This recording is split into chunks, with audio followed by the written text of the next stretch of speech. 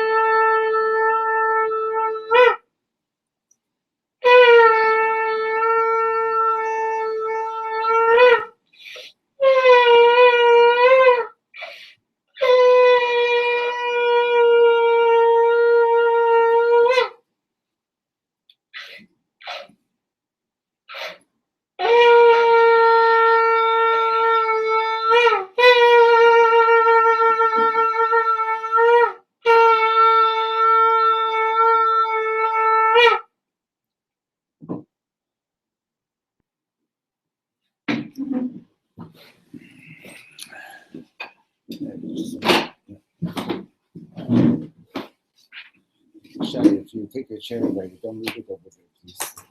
Yeah, just fold that up a little bit. And here. Sort it over there. Oh, here,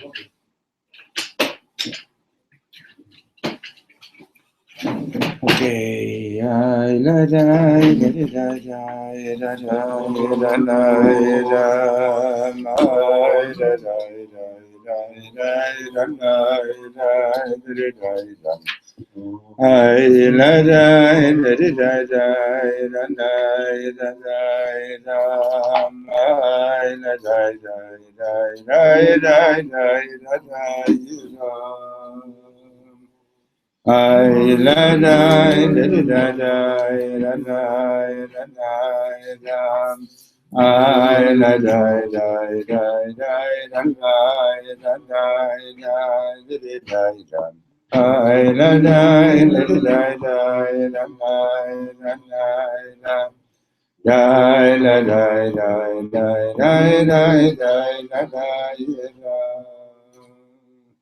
Avinu Malkeinu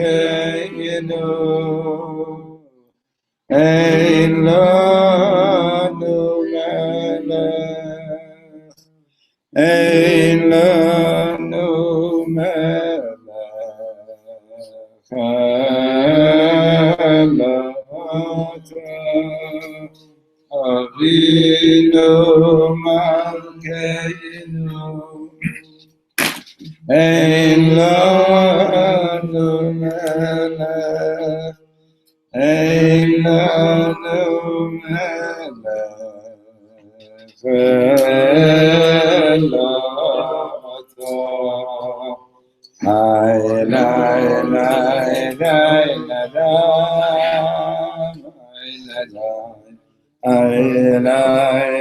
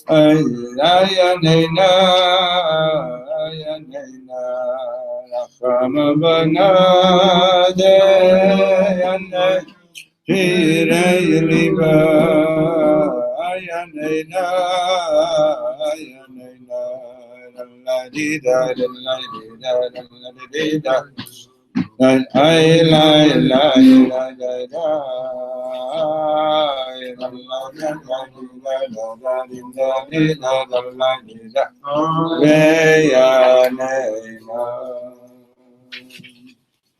For the full Shlema Vezamalke Batlaya Ita, and Moshe David ben Kiko, Adin ben Mishkaleya.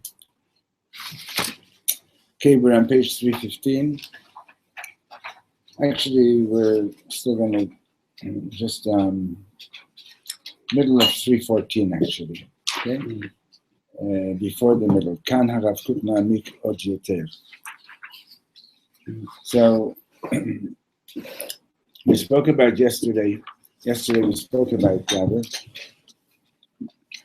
the different styles and different ways of doing tshuva. Do you go and cause yourself suffering in order to expiate yourself of your transgressions and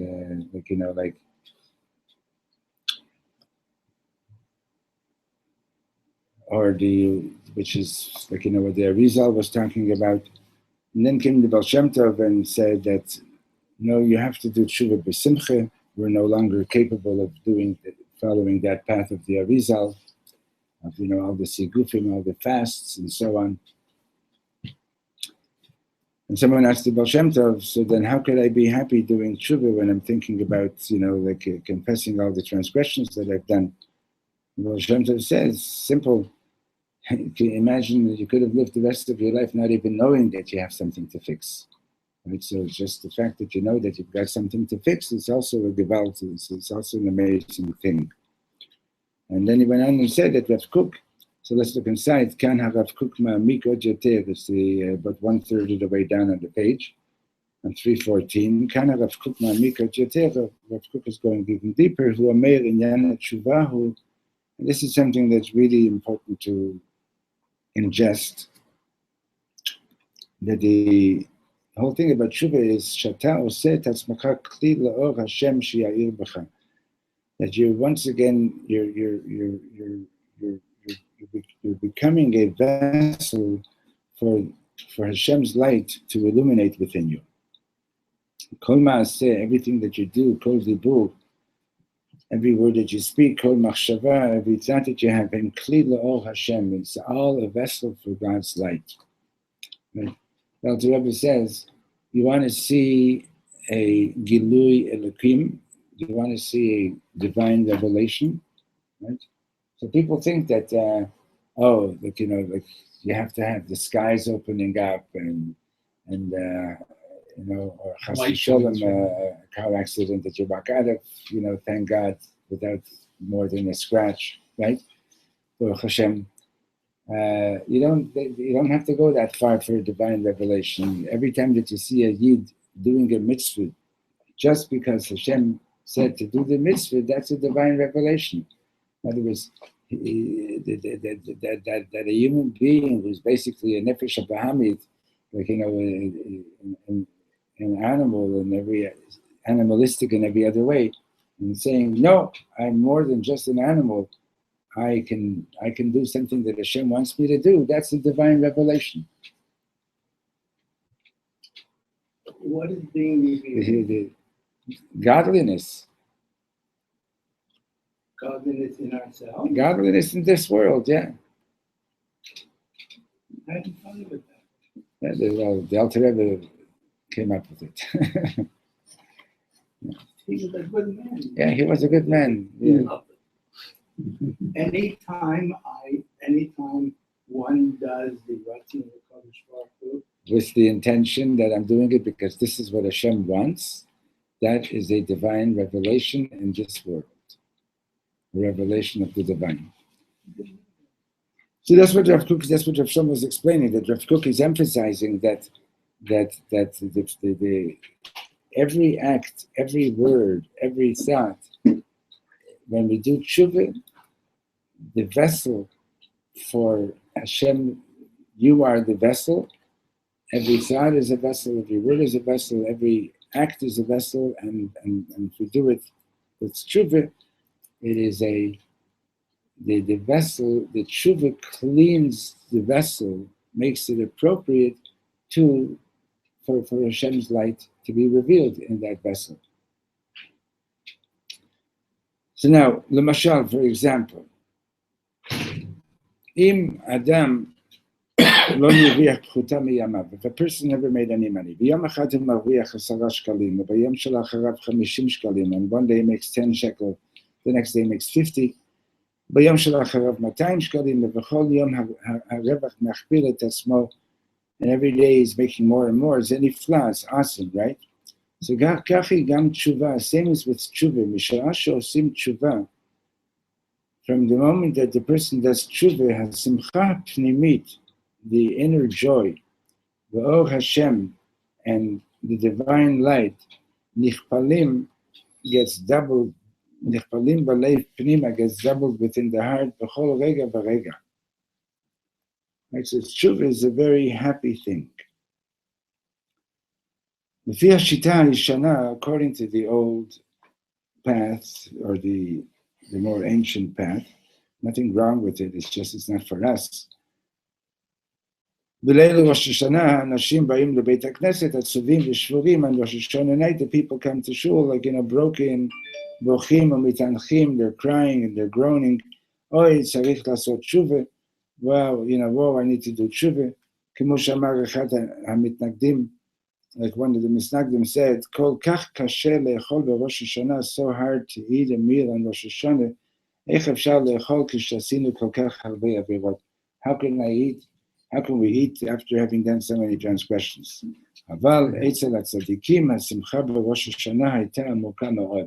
By the tzaddikim, and Rosh Hashanah, the joy was very, very deep. ואין הכוונה חס ושלום שהם לא עשו תשובה ביום הזה. Doesn't mean to say that they didn't do tshuva, God forbid. אדרבה, זוהי התשובה העליונה. Doing tshuva בשמחה, that's the highest tshuva.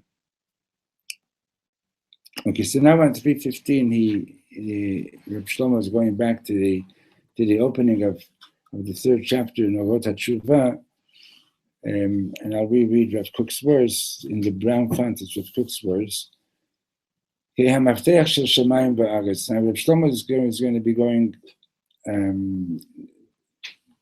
You'll see he's going to be taking us into something a little bit different. But let's read Rav Kook again. There's a tshuva that is focused on a particular sin or on many sins. And the person faces his transgression. And he regrets it. And he's pained that he got trapped in the trap of the transgression, and consequently he starts to climb out of it until he's liberated from being a slave to the transgressions. And then he begins to feel the freedom, holy freedom, or the freedom of holiness,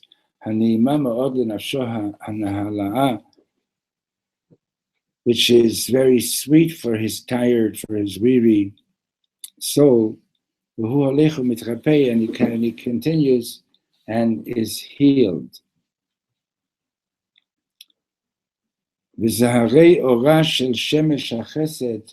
And the rays of light of nobody's there? Somebody's there, yeah. And if you want some water, I didn't put it for the picture, and you want some water? Yeah. V'zoharei ora shel shemesh hachesed, and the rays of light of the kind of the sun of kindness, chesed elyon, supernal chesed, supernal kindness, sholchim elav et kavehem, sends its rays of light to this person, and as he continues, he's feeling more and more fortunate. Who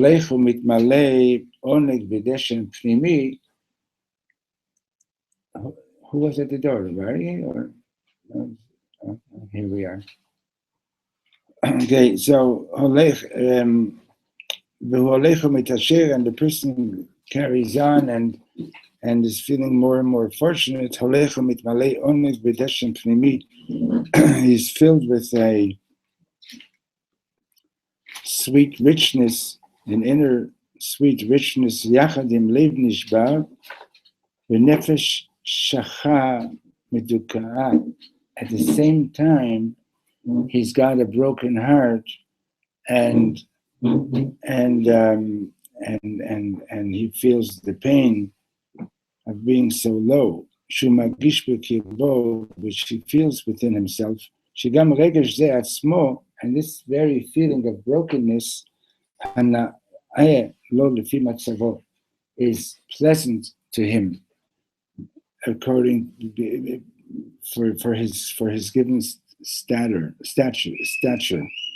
Mosif la'oneg ruchani pnimi u'shleimut amitit. Right, at the same time that he's feeling more and more enriched by doing tshuva, he's also feeling the pain of the transgressions that he had committed. Mm. But that feeling of the pain is also enriching to him. It's paradoxical, but that's the way it is, right? So he's going to explain this. So he says, Kan ani muchach, Reb Shlomo says, Kan ani muchach lomar Torah nifla'a mi Rabbi Nachman. Here I need to tell you an amazing teaching of Rabbi Nachman, Torah she'adam tzarich lizkor kol yemei chayav. And this is a teaching that you need to remember all your life. Kayadua, and I'm glad to be reading this because I always was wondering about this particular thing about Rabbi Nachman. Kayadua, Rabbi Nachman amar divrei shevach al asmo. Rabbi Nachman every so often would praise himself. I'm sorry, what? He would praise himself. Oh, okay. We who are generally such show-offs, we who are generally such haughty people, and whenever when I say God, or when I say dog, or when I say haughty, somebody says, what? Because the pronunciation is different, Anyway, haughty, H-A-U-G-H-T-Y. Haughty. Okay, we who are such show-offs, choshvim, we think that when somebody praises himself, that he's a show-off. But that's not the way it is by the tzaddikim. For example, יש לרייכמן מיליארדי דולרים בבנק. Reichman has millions of dollars in the bank. והוא אומר למישהו, and he tells somebody, יש לי מיליון בבנק. I have $1 million in the bank. האם זו גאווה? Is that גאווה? Is that showing off? מבחינתו, from his perspective, זה סכום פעוט. It's just a small amount. It's like pennies. When a doctor says he's a doctor, or if a lawyer says he's a lawyer, that's not showing off. That's what he is. It's just a statement. Right? When the tzaddikim said about themselves, same thing. Lanu, to us, shein lanu klum, to us, who have nothing. Hadvarim nirim gdolim. It sounds like they're saying that they've got something awesome, something great. But for the tzaddikim, shehachizayon shelehem, that their vision, hu b'madriga hagvuha biyoter, sheyehudi yachol lagia eleha, their vision of what a Jew can achieve is huge. Kol kach gadol is so big. Ma shehem amrim al asmam. So when they would say about something about themselves, hu in yan katan, that's something really small. For example, the Torah says that Hashem says it actually about Moshe Rabbeinu in the Torah, Va'ish Moshe anav gadol mikol ha'adam asher al pnei ha'adama. Moshe was the humblest person. No person on earth was ever as humble as Moshe Rabbeinu. So everybody's asking the question, excuse me, who was on Mount Sinai? You? Me? Who was there? Moshe Rabbeinu was on Mount Sinai. So how could he think that you're better than him? How could he think that I'm better than him? How could he be humble? How could he think that, to be humble means that you think that this person that you're with right now is better than you. Right? You've got something to learn from them. So the Mefarshim explain it in a number of ways, and one of it is like this: is that Moshe Rabbeinu, because he was on Mount Sinai, he realized more than anybody else how infinite Hashem is. So he realized more than anybody else that whatever he's achieved compared to what can be achieved is really garnished. Yeah. Is like almost nothing. He said, we who have nothing, and we did one little mitzvah, and we got a brownie point, we think, wow, that's awesome, right? So when we hear that, so we think that, but if you would know how much there is, how great you can be, how far you can go, you wouldn't think that you're so awesome. You would be you would be even more humble, right? So the tzaddikim, they were like mamish humble. V'chein, page 316. V'chein Rabbi Nachman Amar. So Rabbi Nachman once actually said, he said, "Ani hatzaddik shel kol hatzaddikim." I'm the most righteous of all the righteous. Ani harabi shel kol harabbeim. I'm the Rebbe of all the Rebbes. Ani machzik biyadai et hamaftech shel shamayim va'aretz. I have in my hands the keys to heaven and earth. Right? So to us it sounds like what are you doing? Why are you talking like that? Right? How could you be saying that about yourself? It sounds like you're like he's being haughty. But Reb Shlomo is explaining no.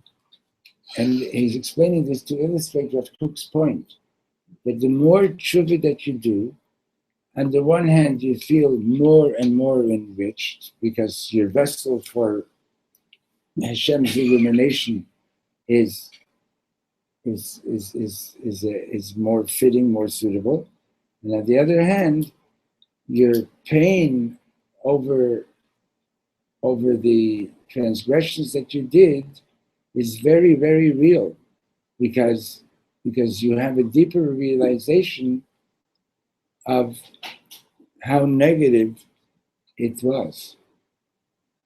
But that realization of how negative it was is also enriching, because thank God I know how bad it is.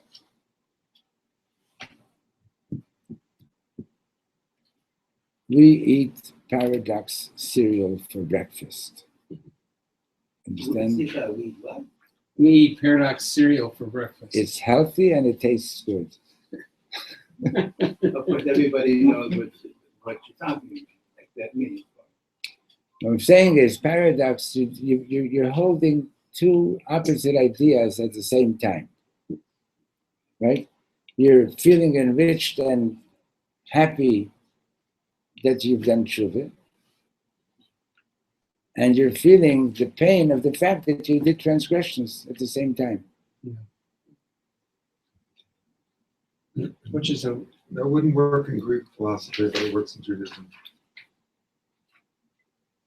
So the thing is, we're brought up with Greek philosophy, so we don't understand. I wasn't brought up with Greek philosophy. Some of the people in the room were brought up in Western culture. Western if A equals culture. B, then B is C, then A has to equal C. Yeah. to me, it's a funny juxtaposition. Yeah. Transmission from the past and mitzvah today, and a lot of stuff going on, a lot of turmoil. Because the whole thing of tshuva is a gift from Hashem to begin with. Yeah. Understand that? Actually, in Rav Stein's also Sefer on the Parsha, in this week's Parsha we have the mitzvah of tshuva. Okay? And he says, let's say chas v'sholem, somebody jumps off the building, and he's at the 5th floor, and he's thinking, oh my gosh, I shouldn't have done this. Well, too late, right? Too late, right? So if I did a transgression and then I feel I shouldn't have done it, I did it. Isn't it too late? But that's the whole gift of tshuva. Not only that you can be forgiven, but that you can actually transform the transgression into a mitzvah. But that's literally a gift from Hashem. One of my first radio jobs, I was in northern Arizona, in a small town that went across Route 66. It's my first job. And I had to play a tape, and I had live action, and I had to give a weather report, and I had to record stuff. I had a lot of things to do, and like I was new at it. And on the air, I said a profanity. Well, you can't go back and afterwards and kind of apologize for it. It doesn't work. You said it, it's gone. Did you get to keep your job? I actually didn't stay there long enough. I had a job where a guy comes running in like this, and he's filthy, and he smells, and he hands me this tape. And he points to the machine. Doesn't say a word. So I put it on the machine, and I get a call telling me, you have to play that tape in the next hour. It was a Navajo service. So this whole Navajo service. So I had to do that. So after about a week of that and being in this isolated area, I decided that maybe this isn't the job for me. So I went back to where my folks were. And from there, I moved on. Yeah. Anyway, so getting back to the matter of tshuva, tshuva is a complicated matter, and the truth is that how much free choice do we actually have? And so we have free choice. The Gemara says that the only thing that you have free choice about, you don't have free choice about how tall you are, etc. I mean, you have free choice whether you're taking care of your health or not, but to a certain extent. But how wealthy you're going to be, but after all the effort that you make and so on, it's not really up to you. You don't have that much free choice about how smart you're going to be. Right? All these things are pretty much predetermined, but the only thing we have free choice on is tzaddik v'rasha. Tzaddik or rasha.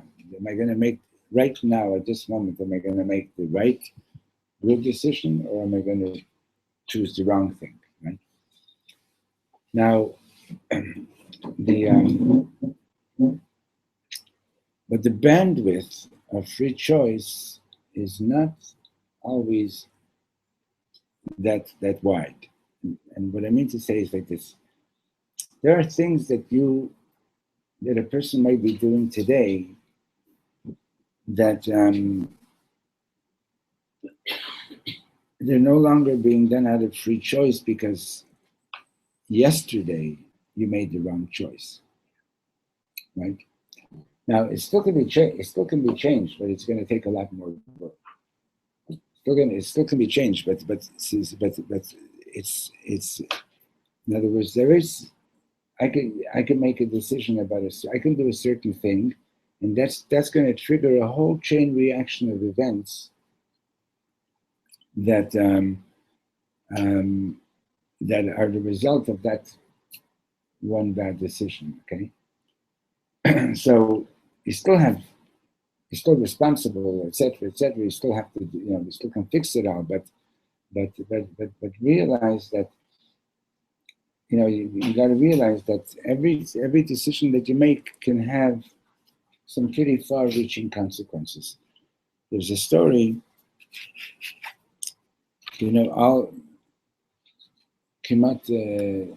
the teachings that we have from the Lubavitcher Rebbe that were written down, things that he said on Shabbos and on Yom Tov.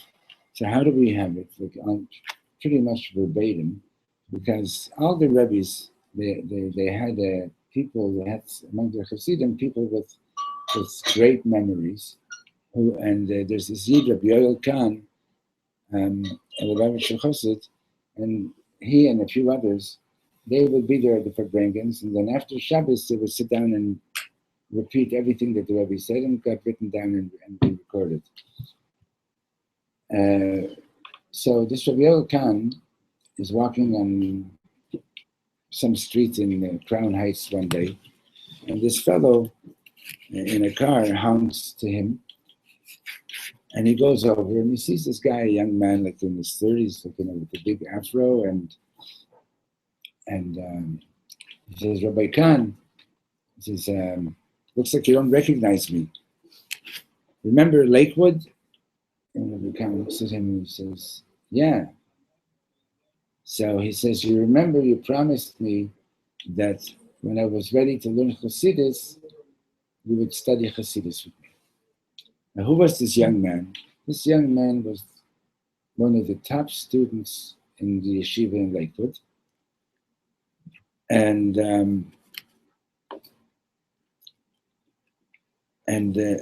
you know, Lubavitch had this program, they still do, where whether with permission or whether without permission, they would send, take a drink, no? Say it? No? I'm going They- to do that afterwards. Yeah, Night but- shift. Oh, you did a night shift. Wow. Yeah, nursing school, you might as well be a doctor. Like in a nursing school, it's just as hard as becoming a doctor. Oh, no, I worked a night shift in guard duty, and then I went to school, and then I came here, and then I went to bed. Chayalet, she really is. Where did you do guard duty? In Malcha. Oh, wow.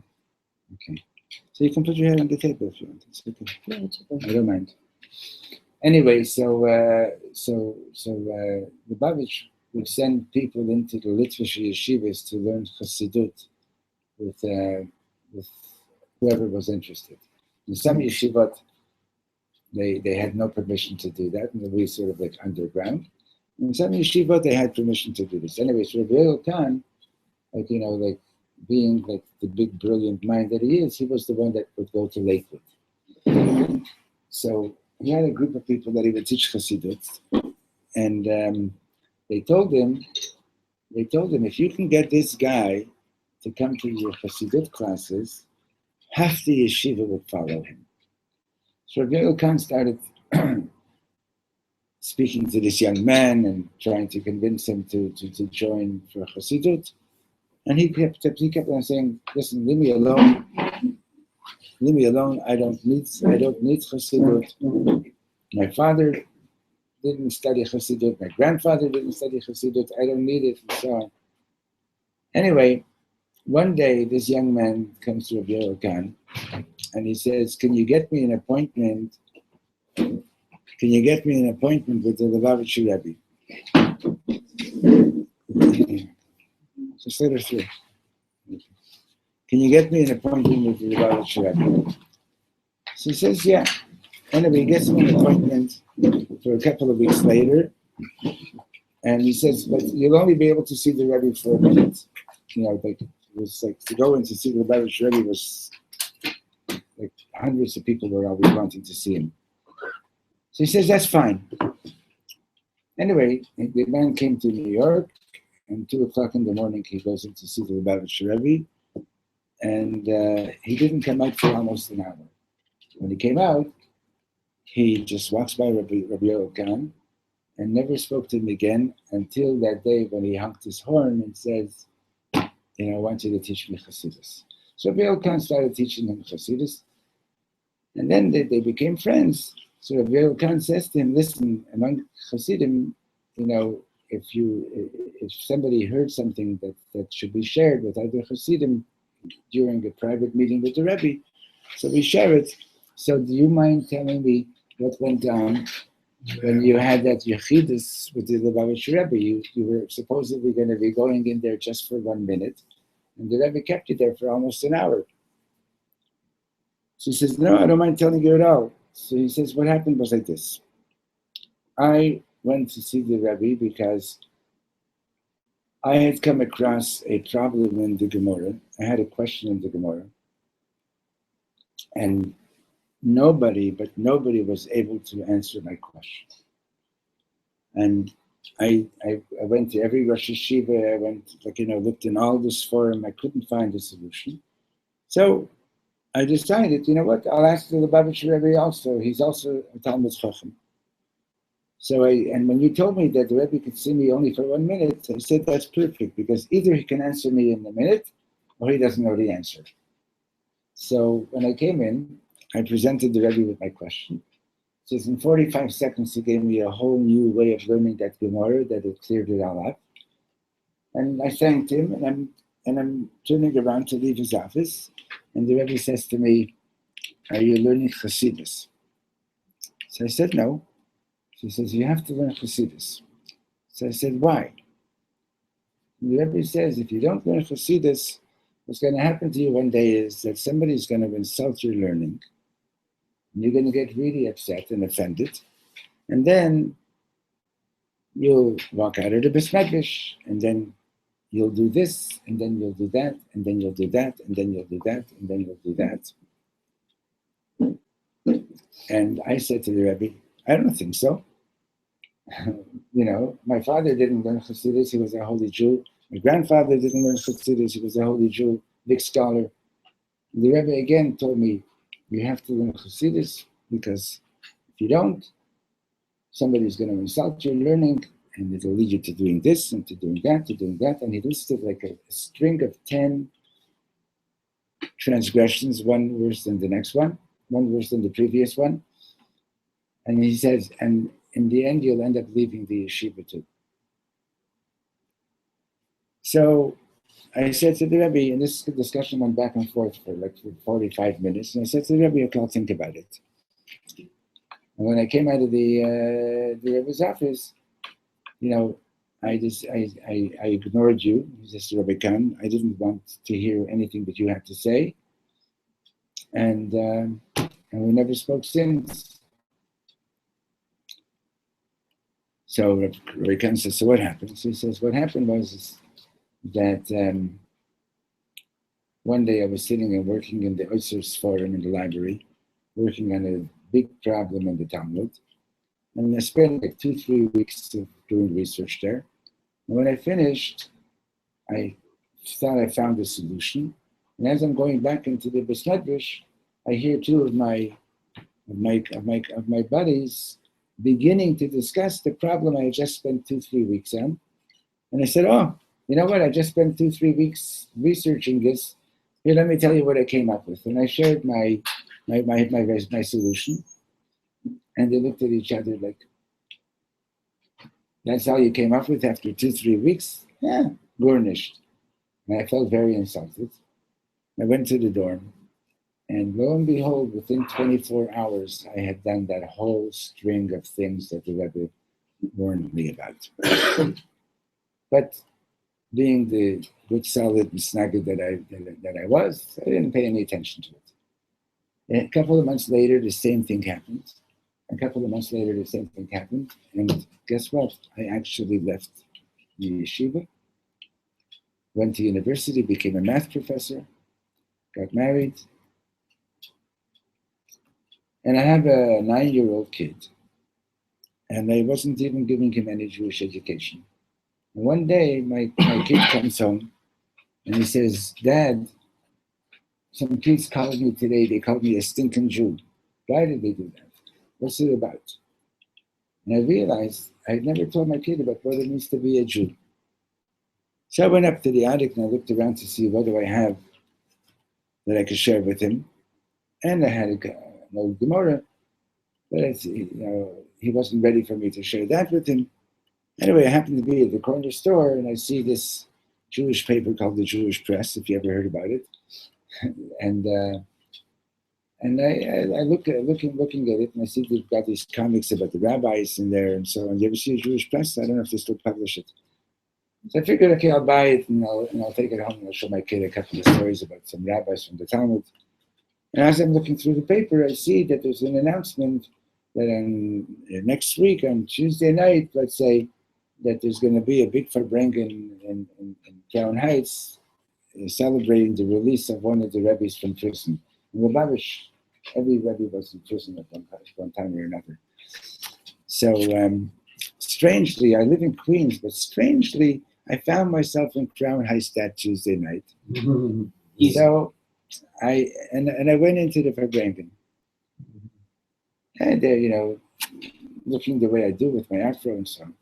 And I was there for all of half an hour, and all of a sudden, the Lubavitch Rebbe says, you have to learn Chassidus, because if you don't learn Chassidus, such and such is going to happen, somebody's going to offend your learning, and then you're going to feel all insulted, and this will lead you to doing this, and it will lead you to doing that, it will lead you to doing that. And he gives the whole spiel that he gave me 10 years earlier. I'm thinking to myself, for sure he doesn't recognize me. I look totally different. And for sure this might be like one of those speeches that he gives to Hasidim all the time, Anyway, a couple of weeks later, about another Jewish press, and another Farbrengen celebrating the release of another one of the Rebbe's. And strangely, I found myself in Crown Heights again that night, and I went into the Farbrengen. And this time I stayed a bit longer. And all of a sudden, the Rebbe is giving the same speech. You have to learn Chassidus, and the whole speech exactly like, somebody's going to insult your learning, and you'll feel offended. It'll lead you to doing this, to doing that, to doing that. I'm saying, I guess this is like one of his standard talks that he gives every so often. A few weeks later, there's another Farbrengen, and I ended up showing up.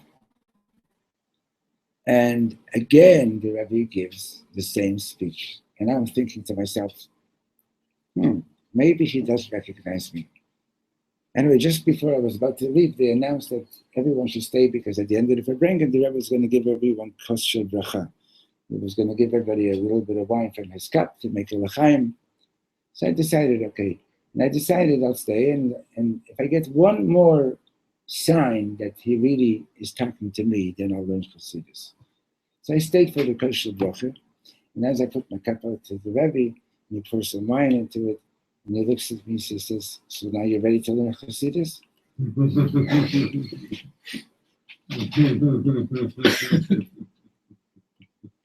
Okay.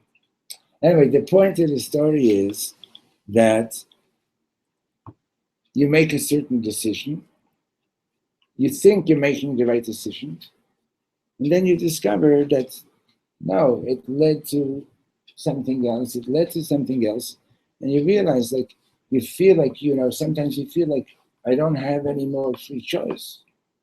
Like it could be that you made a decision 5 years ago that you're going into a certain kidun, a certain direction, and all of a sudden you find yourself like stuck in a work environment, in a community, and this and that and so on, like, and it doesn't feel right for you.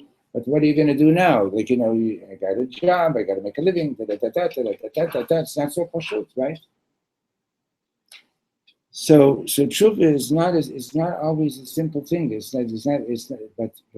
it's something. And actually, I was just reading the other day. Rav Shlomo makes a very good point, and he says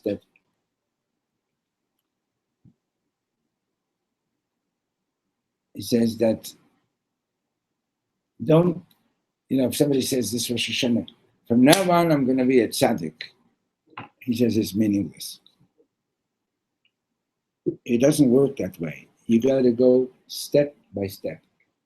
Say, from now on, I'm going to do this. I'm going to do that. I'm going to do that. Right? Build step by step. Don't say that. Now from now on I'm a tzaddik and that's it. It's not realistic. Make realistic goals on Rosh Hashanah. There's something of an instant. You could Tshuva? be, yes, Tshuva there is. happens There is, but it's very rare that if you don't anchor it in practical steps, it's going to disappear. I did tshuva twice. Once was instant at age 17, lasted 10 years. And once was later, it was 33 years. 33 years later, over a period of years. And on my 60th birthday, I did a bar mitzvah, second bar mitzvah, and then I took upon myself the mitzvah at that bar mitzvah, and that's stayed. Okay, so because you were going step by 7 step. years. I did Yeah. over years. I've Yeah, been yeah, learning yeah. about it. It has to be anchored, you know. Okay, so that was what was being illustrated. In other words, that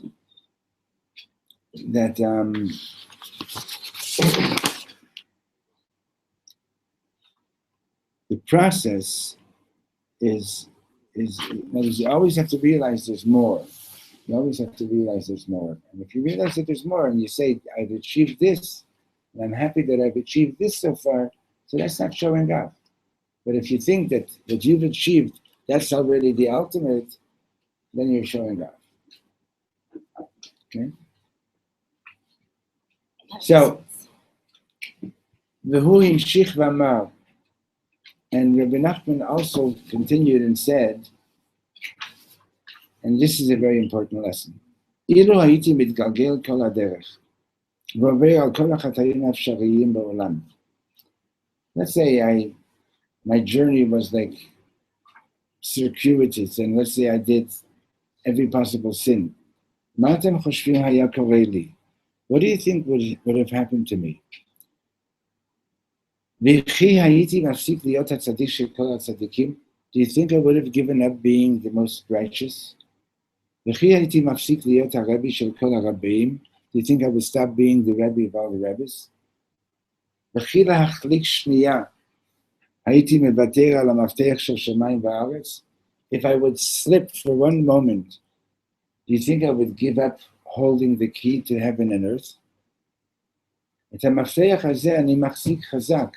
That key I'm holding on to really hard, really strong. אני לעולם הרבי של כל הרבים, ואני לעולם הצדיק של כל הצדיקים.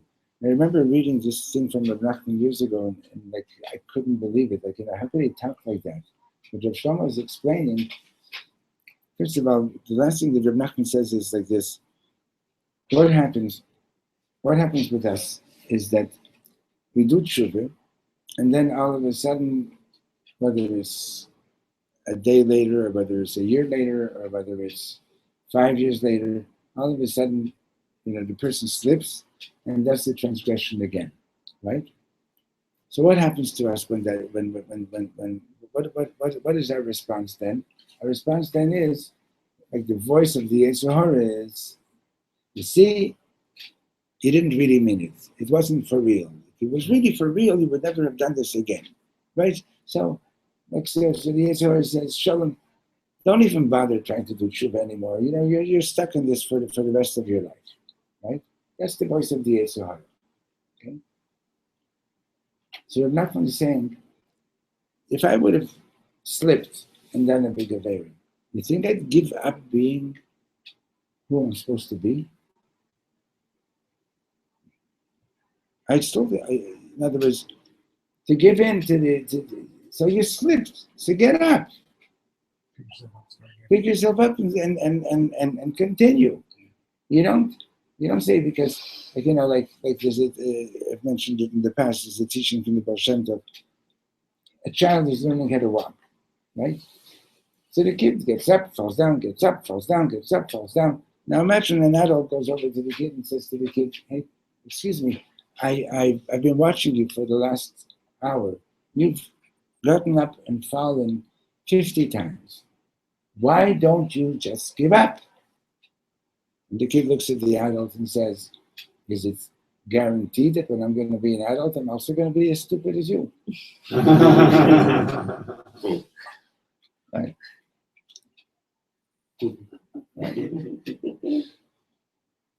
Right? The kid, so I fell. So get up. Right? It's just that when we get older, we start thinking, I fell again. I'm never going to get up again. Right? And that's what Reb Nachman is saying. If you are an accomplished person and you fail, don't stop being an accomplished person. Don't stop being, so good. So for a moment you weren't a tzaddik. Do tshuva and keep going.